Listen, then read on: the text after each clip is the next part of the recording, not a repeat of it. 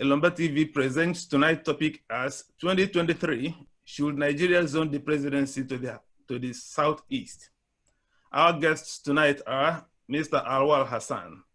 Alwan is a politician, public policy professional, and social commentator. He's also the CEO of Greycube Dynamics and Hazard Integrated Services. Then we have Dr. Mefor, the Vice Chairman and Director, Public Affairs Project Nigeria President of the Southeast Extraction. Thank you. I must say that,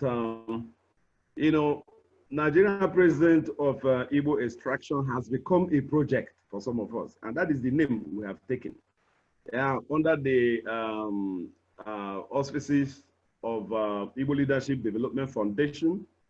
That's the organization powering Project Nigeria President of Southeast Extraction, Project NIPSEE.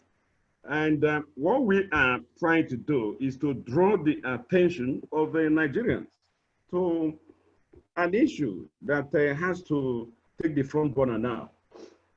One philosopher, Victor Hugo, said that, look, you cannot stop an idea whose time has come. The president of Nigeria of Igbo Extraction is now most auspicious. This is the best time for it. There can't be a better time to have a Nigerian president of Igbo Extraction than now, as a matter of fact. You see, the issue is simple. If we have to base our conversation tonight on the current democratic dispensation, which started in 1999, you can see that power has been rotating between North and South Nigeria. And power has come to Southern Nigeria twice. And when it did, Southwest has had a shot at it through His Excellency General Dr. Olusegun Obasanjo. He was there for 8 whole years. As we speak, they are taking, some fair share of the presidency by supplying the Vice President of Nigeria in the person of Professor Yemi Osibajo. And he's pushing 8 years also. And of course, the south-south of the Southern Divide has also had a fair share. Do not forget that His Excellency Dr. Ebere Goodluck Jonathan had a shot at the presidency. He was there for 5 to 6 years. He was vice president to the late Umaru Yar'Adua, and when Yar'Adua died in office, he expanded the residue of his tenure and went on ahead to run for full-term presidency. That means Southwest, South-South have had a shot at the presidency in the current democratic dispensation. The Southeast has not. That is one fundamental argument. You see, in Igbo land, there is this adage. We say that, look, what you can tell a blind man is that there is no oil in the soup. You can't tell the blind man that there is no salt because he doesn't need his eyes to see, doesn't need the eyes to really feel that. You cannot also tell the blind man that the 2 pieces of meat you have in the soup, you take one, it doesn't need to see much to know that the other one is his. The point I'm trying to make is that, look, the presidency has to move south. If it moves south, it is moving southeast. It's valid. It is a matter of right. It is a matter of honor. It's a matter of justice, equity. We know that Nigerians would say, look, this is democracy. Go, contest election, and if you win the votes. Let me tell you why we are insisting on rotation of presidential power. Apart from rotation principle being the preponderance since the return of the country to the current democratic dispensation, there is also a very fundamental reason why rotation has become inevitable. Number one is that the country is constructed along many fault lines, but more importantly, a lot of imbalances. These imbalances we have in the Nigerian structural arrangement have not allowed the country to really move. And that was what made the policymakers, some past leaders of the country, to bring in the issue of federal character. That is very fundamental. Federal character applies to all federal offices. And because the office of the president is, indivisible, the only way you can apply federal character principle to it is by rotating it. That's a fact. Point number two, there is also a very fundamental reason why rotation of presidential power is now inevitable. You see, in 1953, we had the first major constitutional conference. Of course, we had one in 1946 that culminated in what you call the Richards Constitution of 1946, but the real major conference of Nigeria to negotiate the nation's independence started in 1953. At that conference, northern Nigeria wanted to leave the Union because they felt that the way the country was wouldn't allow a fair chance, a fair play. It would not give them a level playing ground. The southern part of the country had more qualified manpower, more educated people, not more population, so to speak.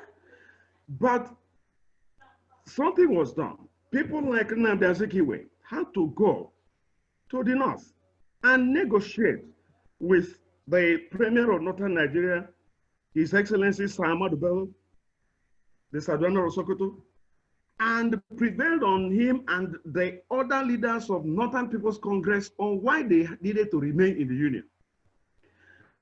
When Zik did that, they accepted the plea and agreed to remain in the Union and gave a condition that the House of Representatives that will be formed, that at least 50% of the seats. The thing out here is that the Southeast, starting from Zik to date, have made serious sacrifices to keep the country one. And there is no reason to keep the Southeast out of the power equation. There's no need for it. Apart from the sacrifice of Zik in persuading Sardauna and the North to remain in the Union, Zik had the opportunity of becoming the nation's first prime minister. Why do I say so? The NCNC, the NCNC won the highest number of votes cast, even though NPC won more seats. If Zik had joined forces with Action Group of Obafemi Awolowo, certainly they had clear majority to form a government. Zik instead agreed to allow NCNC and NPC to form a coalition government in which he took a lesser office. Zik left the office of the prime minister, which ordinarily he could have taken as the one that led the independence struggle of Nigeria, and became the ceremonial president of the country. Now, let us come to the current democratic dispensation. In 1999, Nigerians may not know this. In 1999, three emergence of you are giving us your presentation. We are two people in this discussion, and we thank God that Mr. Alwan Hassan has now joined us. Mr. Hassan, if you will kindly unmute yourself, please. Okay. Yes. Thank you so much for having me. Yes. Sorry, I had a little challenge with my internet. Yeah, welcome, Alwan. Welcome, my brother. Thank you, Dr. Law. Yeah, welcome. Yeah. Can I go on? Yes, go on. Go on. Okay. I I actually, before I go deep into the politics, I would like to tell Dr. Law that it is not done that way. If you're going by the agreement of zoning started during Shagari and Alex Ekwemi. Shagari was to go for 8 years, and Alex Ekwemi was to go for another 8 years, for the next 8 years. They had an issue, and in 1998-99, there was an agreement, and of course, Alex Ekwemi was seen as a simple guy, and he didn't know how to play the politics, so Obasanjo took it on because the military guys were still around. That aside, if you are sorry, Hassan, I think you unmuted yourself. Oh, sorry. Okay. Yes. If you're saying zone the ticket to the southeast, it is never done that way, Dr. Law. You know, and I know, and every other person here knows that you have to have a platform, and that platform has to be a party. Let me tell you something. If in 2015 the Igbos had given up Abga secretly on the down low, had given up Abga to Rochas or Korocha, telling him that, see, go, we will fight you outside, but on the ground, go and deliver this party to the APC. Tell them we have a stake, but we will not show it out until the day of elections. It could have been a fantastic collabo, and the Igbos could have been clamoring for presidency in 2023. And I will be glad to work for Daniel Elombah to become SGF, even if he's not president. That aside, Dr. Law, I think the problem with the Igbos are two things. One is lack of leadership. Two is lack of knowledge on how to play politics. And I'll tell you why. You people are too straightforward. You people do not know how to do treachery. You don't know how to backbite. It is not played that way. We evolve, the Northerners and the Southwesterners evolve in politics because we know how to backbite. We know how to betray. You must do this in the process of politics or in the process of elections before you become something in this country. So whether you like it or not, you cast your eggs in one basket. It is never done that way. You can never be president in this country being straightforward the way you people are. You take it like a business. See, growing up with Kano, my best friends from the South were the Igbos. In fact, I had neighbors that are Igbos, AG and IK. The mother will keep them in my house and they will travel to the east. They never went to the east. They were in my house. My mom will look over us the same way she looks over them. She will look over them the same way she looks. In fact, AG bought my mom her first car. What I'm saying in essence is I am one person that have a lot of Igbo brothers that today, if they are contesting, I will fully campaign for them. But you don't learn. Your leaders are not leaders. Your leaders are too greedy. They build their businesses around them just as they do with politics. It is not done that way. Call Okorocha, call Emeka, call Ngige. When it's time to call somebody, they will call their in-laws or their daughters or their sons. Why? Politics is not played that way. Yes, of course, we love our children, we want to put them in, but you slot them in from the background. All of us from the north have children, and we want them, of course, to succeed us. But you don't do that. If we now come out to tell you that we are flagging up Okorocha from the southeast, it is the resistance will come from the southeast first. The southeast now will not vote for Rocha. I have done this test for a long time, and I understand. I've done it so many times, and this is the result. You have said it, Dr. Lowe, immediately I came in, that if you are given the chance, you go at least 60%.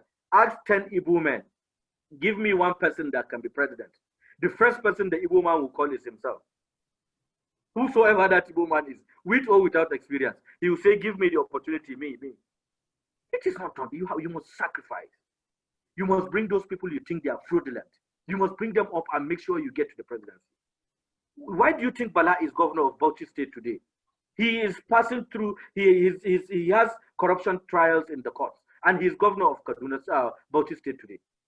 Why do you think? You think a lot of them that are presidents, that have made presidents from the north or southwest are clean guys? You think we think, or we know, or they deceived us being clean guys? We know they are not clean. But they are closest to the throne, and there must be a platform for them to be president. You guys must learn how to play politics, and how to play that politics is about treachery, it's about backbite, it's about betrayal. You must betray. You must come into the field. You must participate. There is no way you go straight forward the way you did in 2015, casting your eggs in PDP in one basket, and you tell me you ever. I'll give you an example of your neighbors, the South South. The South South today literally own the PDP, but half of the South South are APC. So whether PDP or APC in 2023, the South South are stakeholders. That is the way I want my Igbo brothers to play the politics. You can't just come the whole of the 5 states and tell me, see, you see those boys that are doing IPOP.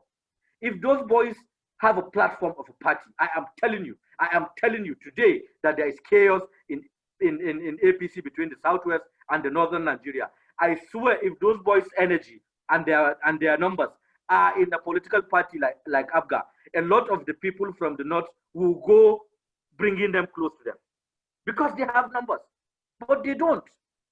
They went and are now doing IPOP. Who will give you presidency with IPOP? Who will give you presidency with activism? You have to have a platform. You have to show us the strength that when we come out to vote, we vote in mass. And when it's time for participation, play the politics of treachery. You must backbite. You must betray your master. Thank you very much. Thank you. I know you still have lost it. Thank you, Mr. Hassan, for being as forthright as I always know you to be, without playing diplomatics about the whole thing.